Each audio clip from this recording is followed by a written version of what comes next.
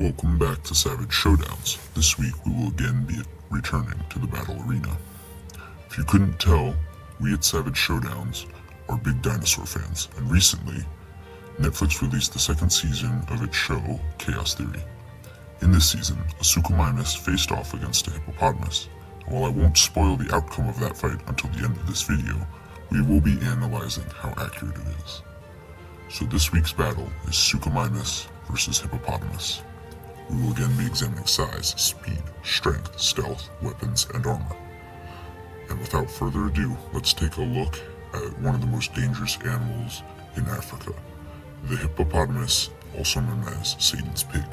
Size: a large male hippo can grow up to 16.5 feet long and weigh up to 9,920 pounds, making it the sixth largest land animal alive today.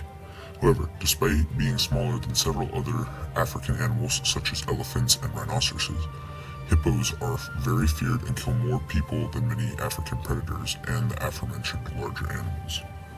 Strength: hippos have a bite force of 1,800 psi, surpassing both lions and polar bears.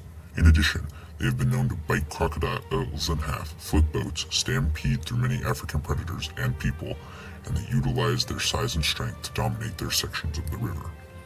Speed: hippos can run anywhere from 19 to 28 miles per hour, which compared to some animals isn't ridiculously fast, but given their size and the build they have with short legs, it is impressive that these pig-shaped Goliaths can move remotely that fast. It's also worth noting that while hippos spend the majority of their time in the water, they cannot actually swim, instead more bobbing or running along the river floor. Stealth: hippos are not particularly stealthy animals. Most of their stealth simply comes from the fact that they live in muddy water that obscures their bodies, but as large herbivores, they have very minimal need to be stealthy. Weapons and armor: hippos have no noticeable armor. However, they have a decently tough hide, and due to their round nature, most of their muscle is protecting their internal organs from danger. You heard that right. Despite their appearance, hippos are incredibly muscular with very little fat. As far as weapons go, they have their size and brute force as well as their bite force, which is attached to incisors that grow up to 1.2 feet long and canines growing up to 1.5 feet long.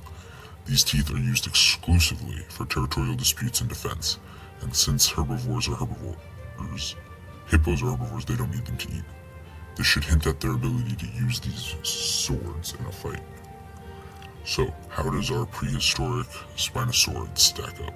Let's take a look at Suchomimus. Size: Suchomimus was a relatively large theropod carnivore, weighing up to 36 feet long and weighing in at 8,370 pounds, making it nearly twice as long as the hippo, but slightly lighter.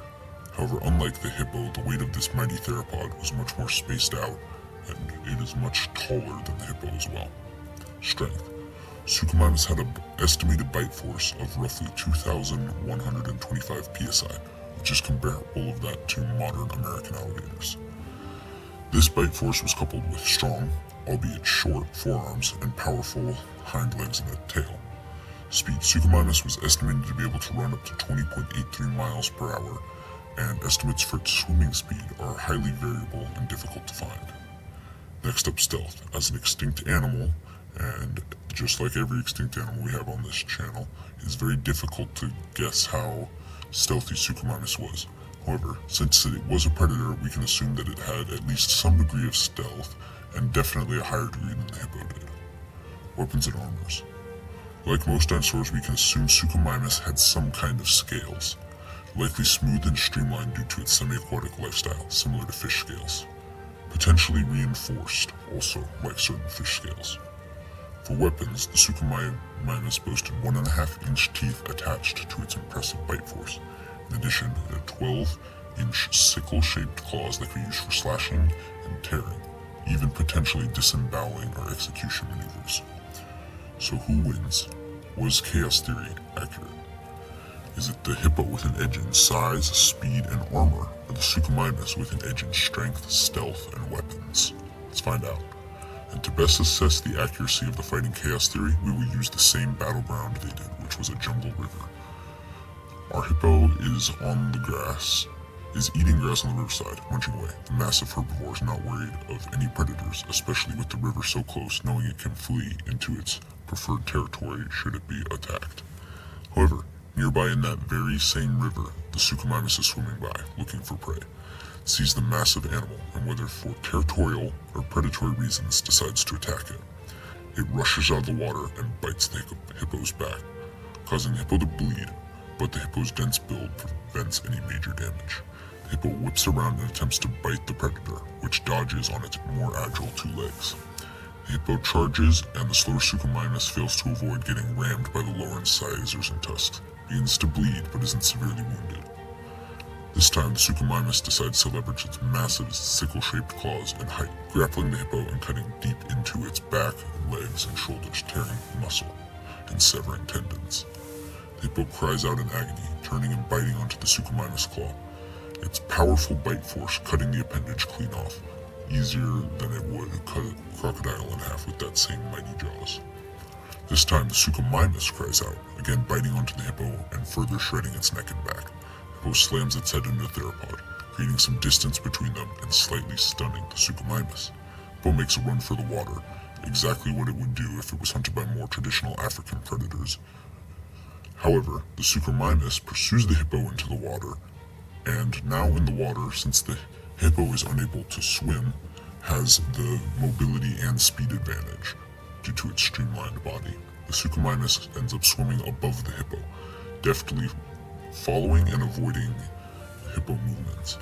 It lines itself above the hippo and uses its massive 12-inch sickle-shaped claws to tear into the hippo's neck, accidentally slitting its throat. The hippo now is getting water into its lungs and rushes onto the land. The hippo gets onto land and turns to square up with the Suchomimus. However, in that moment, it stumbles a little before falling and succumbing to its injuries, collapsing on its side in a pool of its own blood. The Suchomimus wins, albeit with a lost arm. In the end, its height and weapons were able to overcome the hippo's weight, speed, and armor, ultimately executing the hippo with a throat slash by chance as it attacked this vital portion of the animal. Now, the point of this video was to compare a more accurate hippo and Suchomimus fight to the ones that fought in Chaos Theory, as Jurassic Park movies and shows have a tendency to disproportionately represent animals. So, here is a spoiler warning before revealing if Chaos Theory was accurate or not. In Chaos Theory, the Suchomimus did beat the hippo, albeit it was a much more one-sided fight than the one we just discussed, and the Suchomimus emerges relatively unharmed. However, let me know what you think in the comments down below, especially regarding our fight and the one in Chaos Theory. Feel free to suggest any future fights, and don't forget to like and subscribe, and I will see you all in the next Savage Showdown.